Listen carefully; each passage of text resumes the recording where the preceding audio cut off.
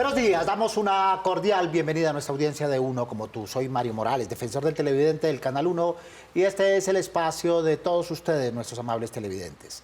Desde aquí ustedes tienen voz para ayudarnos a hacer una mejor televisión, a construir un mejor canal, a interpelar a quienes hacen posible nuestra programación. Recuerden que recomendaciones, inquietudes y aportes los pueden escribir a través de la página canal1.com.co o al correo defensor@canal1.com.co.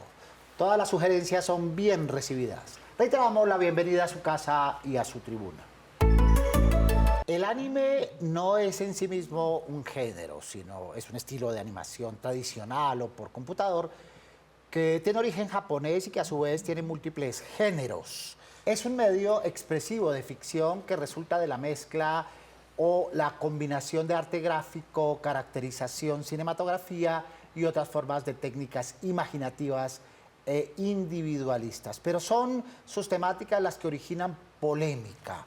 Nos escriben nuestros televidentes reclamando porque a veces utilizan violencia dentro de sus tramas, que a veces utilizan expresiones de odio, que a veces son relatos heroicos, que a veces son relatos de venganza, dentro de las leyendas, con acción y con sus correspondientes implicaciones en el consumo de audiencia, especialmente infantiles y juveniles y también dirigidas a público adulto.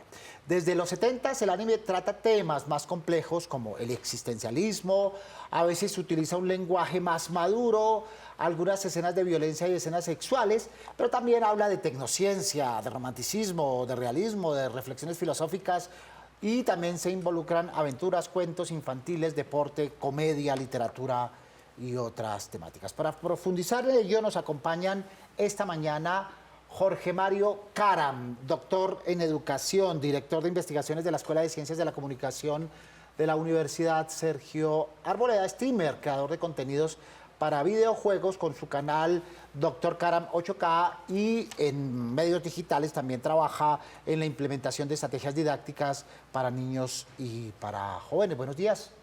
Muy buenos días, Mario, y a todos los televidentes. Qué placer estar acá.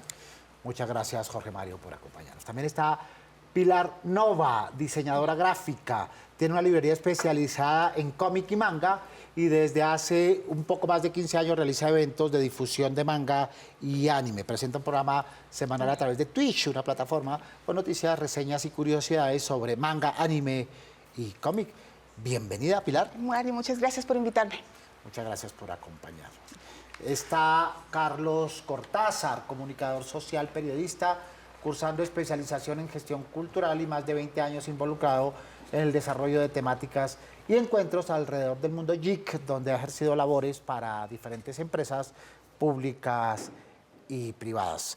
Saludamos a Carlos Cortázar y a Patricia Elena Patiño Yepes, directora del Festival Internacional de Cine Infantil y Juvenil, quienes nos alumbrarán con sus luces con respecto al tema que propusieron nuestros televidentes y que abordan y proponen desde la siguiente perspectiva. Escuchemos.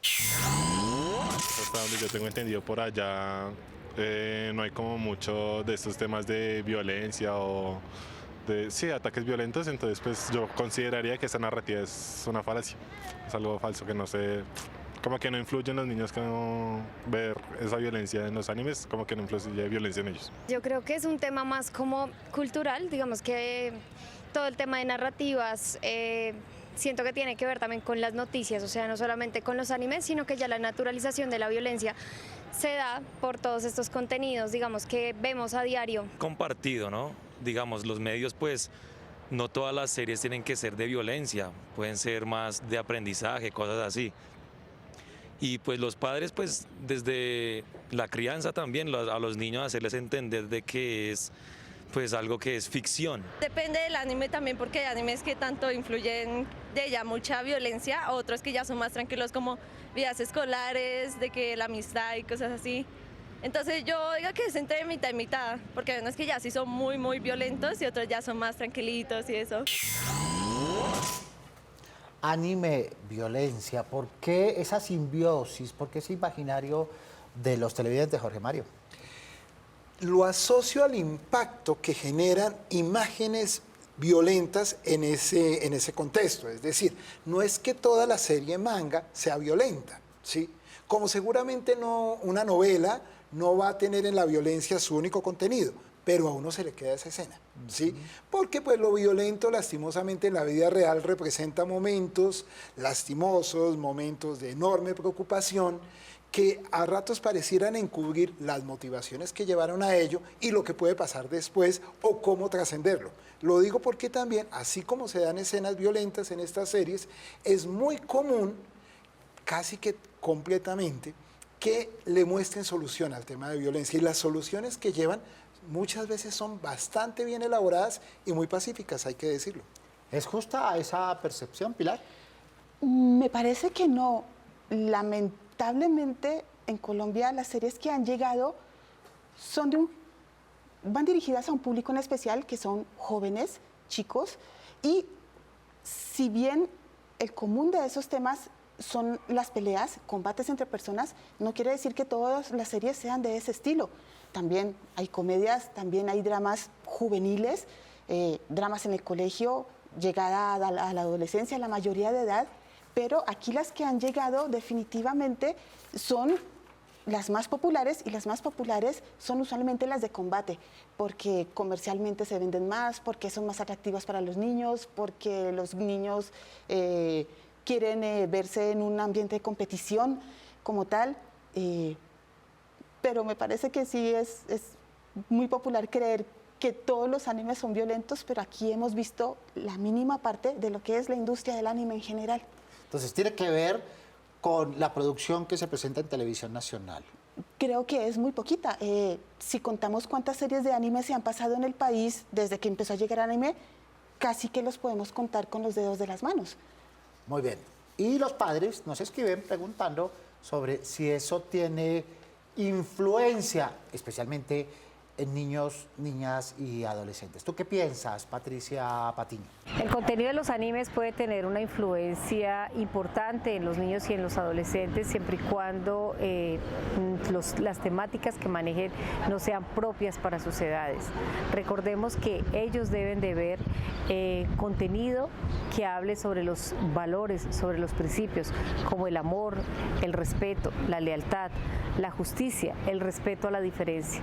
Cuando los chicos ven contenidos con ese tipo de temáticas, por supuesto que van a influenciar en su vida diaria, pero si también es lo contrario, si hay contenidos que lo hay en animes con un alto porcentaje de hechos violentos, ellos no van a saber diferenciar entre lo bueno y lo malo. Muy bien, cuando hablamos de influencia en televisión, siempre hay que decir que no se trata de una influencia directa, que el niño, niña o adolescente ve televisión y sale a repetir o a replicar comportamientos, palabras o acciones. Pero sí ayuda a reforzar, ¿verdad?, aquellos comportamientos violentos en su casa, en su escuela, en su barrio, que luego los asimila desde las perspectivas de ficción y las incorpora como normales a su comportamiento. ¿Estamos de acuerdo, Jorge Mario?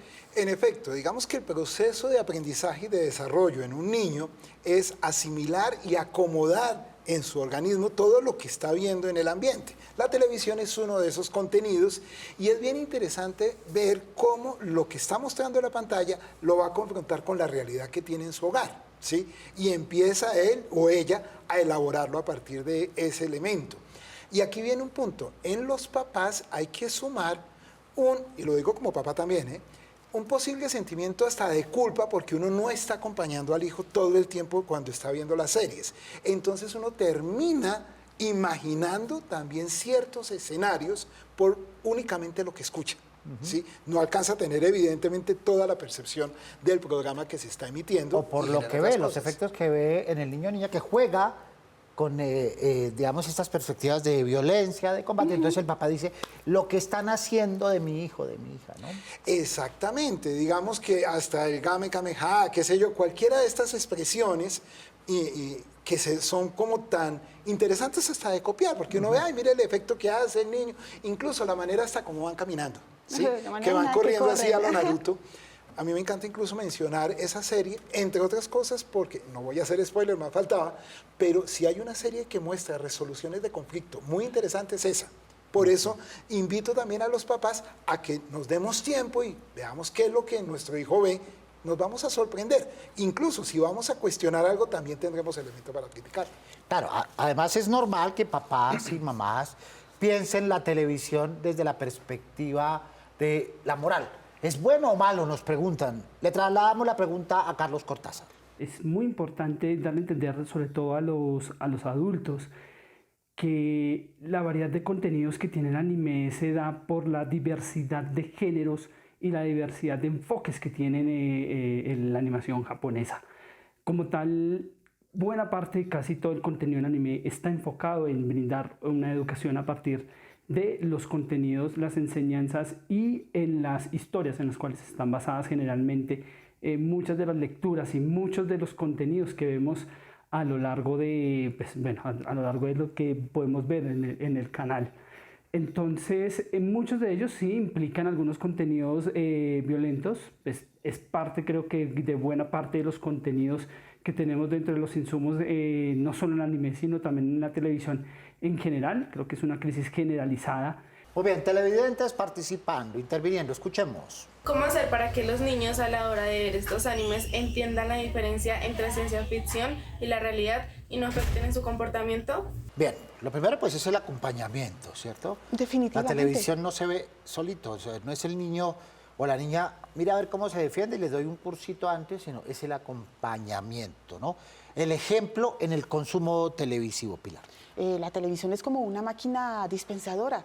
Hay un montón de artículos y tú puedes escoger un jugo, un agua o una gaseosa. Pero ¿en dónde está la elección? Está en ti. El niño es una personita en formación, todavía no tiene el criterio. ¿En dónde recae la responsabilidad? En el padre, en el que lo va a educar. Oye, puedes tomar un agua, puedes tomar un jugo, puedes tomar gaseosa. Si después de tomar gaseosa te da caries, no puedes entrar a culpar a la máquina vendedora. Creo que aquí pasa lo mismo. No se puede delegar a la televisión cosas que tú debes enseñar en casa. Lo más apropiado es que estés con tu hijo y veas las series, entiendas por qué le gustan, qué son los elementos que le gustan y seguramente va a encontrar una historia en donde, y suele ser el parámetro general de estas series dirigidas a jóvenes en Japón, donde hay un protagonista con unos problemas, usualmente carente de uno o dos padres, con unas dificultades, que se propone un objetivo y en el camino va a encontrar amigos que le van a ayudar en ese objetivo, también enemigos con los cuales a través de un conflicto va a poder llegar a acuerdos y va a llegar a ese objetivo, que usualmente es su propia superación. En el caso de Naruto, yo quiero ser el Hokage, quiero ser el líder de mi villa. En el caso de Dragon Ball, yo quiero ser el mejor peleador. En el caso de Pokémon, quiero ser el mejor entrenador Pokémon. Y en su viaje van a encontrar amigos, van a encontrar amistades, van a encontrar dificultades que deben afrontar.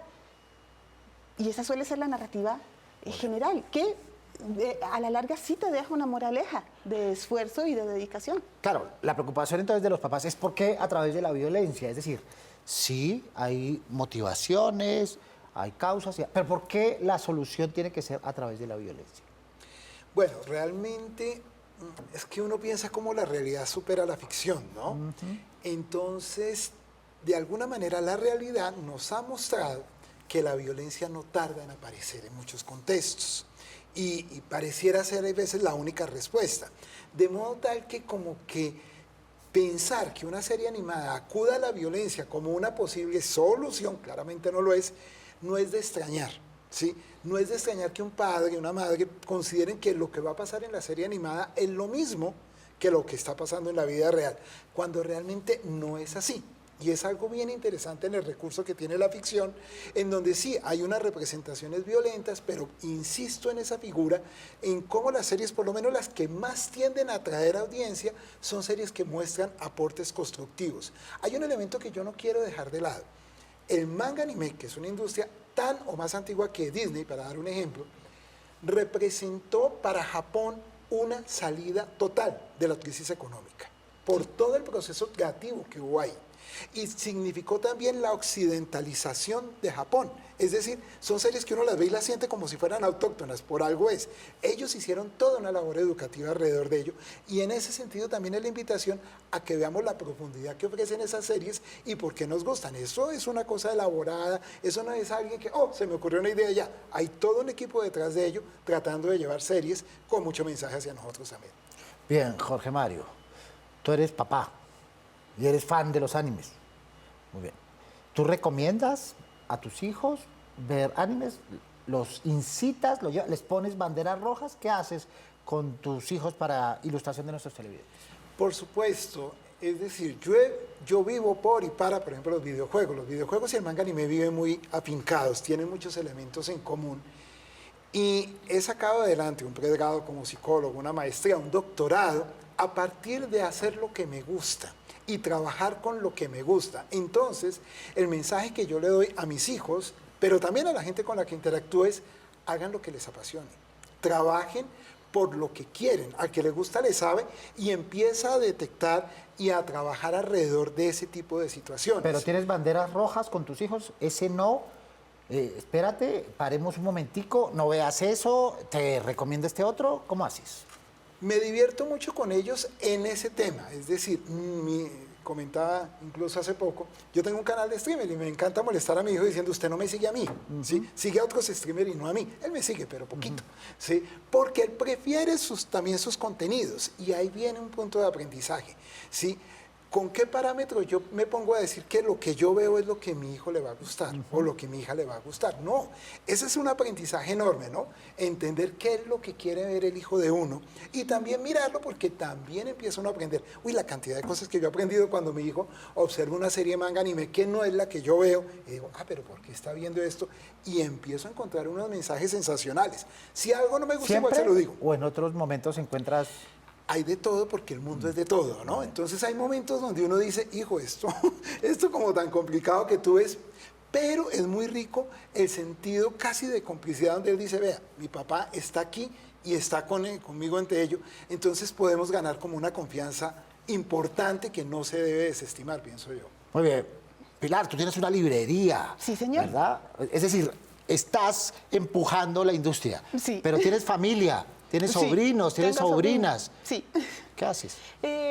Yo usualmente tengo la suerte que mi hermano es gamer también. Y entre mi hermano que es gamer y a mí que me gusta ver anime y leer manga, tenemos una sobrina fabulosa que le gusta ambas cosas y las disfruta, obviamente con acompañamiento. Con mi sobrina ya hemos visto Caballeros del Zodiaco, se disfruta Dragon Ball, juega a Diablo. Pero lo importante es estar al lado de ellos. ¿Y le pones límites tú? Sí, sí le he puesto ¿Qué límites. tipo de límites? Yo, sabiendo lo que vendo en la librería, sé que hay material y que también suele ser un error que la gente asume que como es animado o como es dibujado es para niños. Y resulta que en el manga y en el anime no es así. Hay géneros, hay diferentes producciones dirigidas a diferentes edades. Hay que hacer el trabajo de papás, acompañarlos. Acompañarlos. Antes del no, acompañarlos para explicarles por qué el no. Más televidentes preguntando. Escuchemos. La idea de la tecnología como un medio para someter a la naturaleza y a la humanidad o salvarla de sí misma han estado desde el principio mismo de la ciencia ficción y del anime. Es decir, su condición ha sido dual. ¿Qué consecuencia puede tener estas ideas que la tecnología y la ciencia ficción ha implementado en sus narrativas para los niños? Esta es una pregunta muy, muy interesante y muy profunda, ¿verdad? Claro, obedece a una cultura, al origen de una cultura y a la perspectiva de una cultura que ha convivido con la tecnología, que ha hecho de la tecnología un soporte para crecer en su civilización como la japonesa. Pero es propicia para otra cultura como la nuestra, Jorge Mario. Es que ahí hay valores arquetípicos, es decir, valores globales, ¿sí? Nosotros, por ejemplo, crecimos con Terminator, ¿sí? Y de alguna manera esa sensación de los androides dominando la Tierra la tenemos todavía y por eso hay prevención ante cosas como la inteligencia artificial, el ChatGPT, ¿sí? Eso está ahí, ¿sí? A mí me parece interesante y voy a apelar a algo bastante clásico. Me encanta, me acuerdo que se lo dedicaba mucho a mi hija una canción, creo que es de Nicola de Bari, que decía, debes saber, y era muy romántica la canción de debes saber para entrar a la vida adolescente, y el tema cerraba, debes saber porque yo no lo sé. ¿Sí? Creo que también parte del discernimiento es eso, es entender que nosotros no somos absolutamente eficientes y eficaces. Hablar con nuestros hijos diciendo también, tengo dudas, ¿sí? Esto que tú estás viendo a mí también me genera preocupación, ¿sí? Empecemos a entrar los dos en ese diálogo y construcción, y cuando veamos algo que también a él y a mí nos sorprenda, pues también reconocerlo. Por supuesto, hay veces la experiencia nos va a permitir decir, hijo, tal vez esto lo puedes ver después, porque cuando yo lo vi en ese momento no tenía los suficientes elementos y me va a confundir. Claro, eso desde la perspectiva de la ciencia ficción. Preguntan los televidentes desde la perspectiva del pensamiento, de la reflexión. Entonces se quejan, por ejemplo, de una visión existencialista, ¿no? Quizá pesimista, quizá determinista, sin mucho futuro trascendental, también desde una perspectiva cultural. Y lo segundo, que en esa idea de buscar de dónde agarrarse, los relatos y las narrativas le apuestan a narrativas tipo nueva era, todo está en tu mente, todo el poder está en ti, tú puedes, etcétera, que tienen unas connotaciones que no siempre comparten las generaciones de la cultura nuestra, de la cultura nacional. Pilar. Sí es cierto que, obviamente, al ser productos japoneses, traen su filosofía, traen sus vivencias. Gente que ha sufrido desastres naturales y no naturales, Japón. Y eso también lo han proyectado en sus series y en sus películas. En ese orden de ideas, se me hace muy chévere no quedarnos solo con lo que nos llega acá, sino también investigar por qué ha sucedido eso. ¿Qué ha pasado en Japón para que sus programas sean así? ¿Qué ha pasado en Japón para que ellos tengan este sistema social en el cual desde pequeños a los niños se le inculcan estos valores que usualmente son los mismos que vemos en las series de televisión que llegan acá? Creo que es un gran punto para mirar qué ha pasado en Japón para que ellos piensen así y no quedarnos nosotros aquí en Colombia, país latinoamericano, bueno, como eso es diferente, mejor no lo veo. O como eso es diferente, eso es malo. Recuerden los operadores por los que ustedes pueden sintonizar este y los demás programas del Canal 1. Su opinión es muy importante para nosotros. Nos pueden escribir a través del correo defensor@canal1.com.co. Abramos el buzón y veamos los correos que ustedes nos han hecho llegar recientemente con Natalia Ortega. Natalia, buenos días. Mario televidentes, muy buenos días. Nuestro primer correo dice, ¿por qué están repitiendo tantas películas y no ofrecen algo más variado? Siempre son las mismas y desafortunadamente con esta situación se convierten en un canal monótono. ¿Habría alguna posibilidad de variar las películas y dejar de repetir tanto? Nos escribe Fabián Esteban. Esta es la queja más recurrente hoy por hoy en nuestros correos. La repetición, la repetidera y la falta de variedad. Llamado de atención fuerte de nuestros televidentes, Natalia. Nuestro segundo correo dice, escribo desde Bucaramanga, Santander. ¿Qué pasó con los episodios de Sailor Moon? Recuerdo haber visto hasta el episodio 182 y 183 a finales de marzo en el Canal 1, pero luego dejaron de transmitirlo. Dejaron incompleta y a medias la temporada final de Sailor Moon. Nos escribe David Gregorio Araque. Muy bien, se terminó la temporada previa. Faltan otras temporadas que le den desarrollo a la trama propuesta. Más adelante volveremos con esas temporadas. Natalia. Nuestro tercer correo dice, quisiera proponer varias series extranjeras para que, de ser posible, las tengan en cuenta. Discovery Misterio, Doctor House, Los Magníficos, la serie animada de Scooby-Doo y Replay. Nos escribe Alba Venegas. Siempre abrimos esta ventanita para conocer las expectativas, los gustos, las ilusiones de nuestros televidentes que quisieran ver en la pantalla del Canal 1 y que transmitimos a nuestro departamento de programación. Muchas gracias a los televidentes que se comunican y muchas gracias a Natalia Ortega por el reporte que hace de nuestros televidentes. ¿Qué hacer entonces? Es la parte final de nuestro espacio. Los televidentes tienen unas propuestas, escuchemos. Mi recomendación es a los medios invitar como a los padres a dar ese acompañamiento a los niños de qué es lo que están viendo, como orientarlos de qué es lo que están viendo y aprender a diferenciar como qué es ficticio y qué es la realidad. Mi recomendación al Canal 1 es que, pues, den animes como un poco más de enseñanza, más o menos así, porque pues para mí en el caso no me gusta el anime de Naruto porque pues siento que es como de mucho, es como de venganza más que todo. Mi recomendación es, creo que es necesario diversificar el contenido que se muestra en la televisión. Creo que a veces pueden variar en dos narrativas, uno en lo que se está comercializando y dos en lo que la agenda política muestra. Y creo que hay que hacer una diversificación donde mostremos diferentes contenidos. No hay que tenerle un pánico a un anime que muestre violencia porque la violencia es algo que existe y que hay que aprender para poder corregir. Pilar, ¿tus recomendaciones? Mi recomendación siempre será estar pendiente de lo que ven sus hijos y si no entiende algo, tratar de investigar también. Nadie lo sabe todo, pero tenemos muchas herramientas para investigar y sobre todo para compartir con nuestros hijos o con nuestros sobrinos.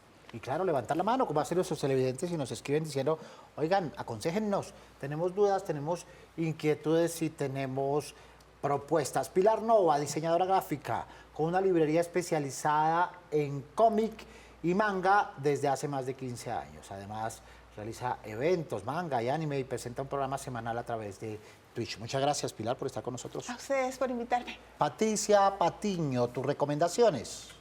Hay que crear unos hábitos diferentes en los niños, que la televisión no sea el único medio que esté a su alcance, que en su cuarto también haya libros, que haya juegos de mesa, que haya otras alternativas de distracción para ellos, que el televisor o el dispositivo tampoco lo tengan en su cuarto, que haya un control al momento de ellos acceder a los mismos, que cuando vayan a acceder a ellos sea con un premio, como parte de un premio, porque cumplieron con su deber, cumplieron con su tarea. Muy bien, es Patricia Elena Patiño, directora del Festival Internacional de Cine Infantil y Juvenil. Muchas gracias por las luces. Jorge Mario, tus recomendaciones. La compañía es fundamental, acompañar a nuestros hijos. Yo sé que eso no es fácil porque estamos trabajando. No se trata, no es tan fácil sentarnos a ver toda la serie con el hijo porque pues de pronto nuestra labor no nos lo permite. En ese sentido, la compañía va del lado de, hijo, hija, ¿qué viste? ¿Qué piensas? Creo que la persona que mejor nos puede decir cómo está entendiendo lo que ve son ellos o ellas. Entonces, cuando le escuchemos, y es una buena escucha la que hay que hacer, en el sentido que si le empezamos a abrir los ojos, ¿sí? Si empezamos como a hacer cara de escándalo con lo que nos dice, pues ya no nos va a seguir contando cosas. Es saber escuchar con calma, serenidad, paciencia, memoria y poder con ello interactuar con él. Eso también aplica para las redes sociales. Las redes sociales y la televisión no son la nana. Definitivamente. No son el lugar de exilio de los niños cuando están los adultos de farra, cuando están en conversaciones con sus amigotes, etcétera. Vete a ver televisión, vete a ver tus animes. Esta manera de deshacerse de ellos, ¿no? La televisión es un componente central. Jorge Mario Caram, doctor en educación, director de investigación en la Escuela de Comunicación de la Universidad Sergio Arboleda, streamer y creador de contenidos para videojuegos con su canal Doctor Caram 8K. Muchas gracias por estar con nosotros.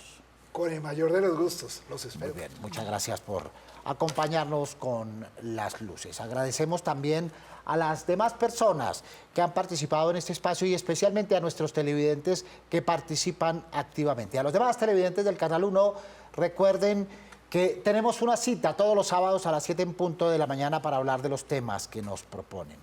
Prográmense con nosotros. Mientras pueden escribirnos al correo defensor@canal1.com.co o enviarnos videos o correos desde la página web canal1.com.co. Recuerden que inquietudes, dudas, recomendaciones mueven nuestra televisión. Porque nosotros somos uno como tú. Soy Mario Morales, defensor del televidente del Canal 1. Nos vemos el próximo sábado, Dios mediante. Feliz fin de semana.